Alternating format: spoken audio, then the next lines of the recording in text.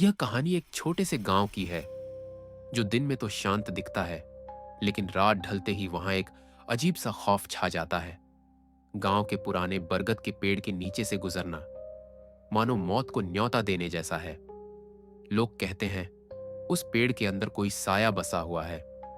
रवि नाम का एक लड़का था जो भूत प्रेत पर यकीन नहीं करता था। उसके दोस्त अक्सर उसे चेतावनी देते थे। एक दोस्त ने कहा, रवि, रात में उस पेड़ के पास मत जाना, वहां सच में कुछ है।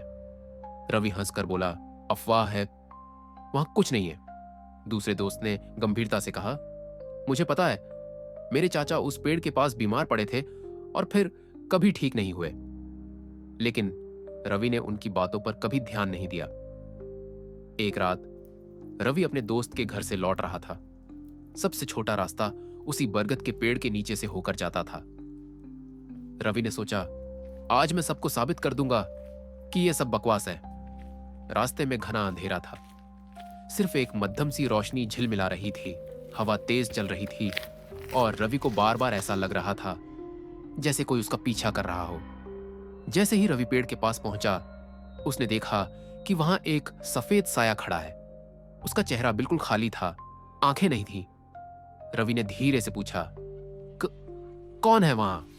साया चुप रहा और धीरे धीरे उसकी ओर बढ़ने लगा। रवि घबराकर भागने लगा, लेकिन साया उसका पीछा करने लगा। रास्ते के मोड़ पर उसे एक और साया दिखा। अब दो साए उसका पीछा कर रहे थे। रवि घबराकर बड़बड़ाया, ये सब सपना है, सपना ही है। अचानक उसका फोन बंद हो गया। चारों तरफ घना अंधेरा छा गया। तभी उसने किसी औरत की चीख सुनी। रवि का फोन बंद था और अंधेरा गहरा चुका था।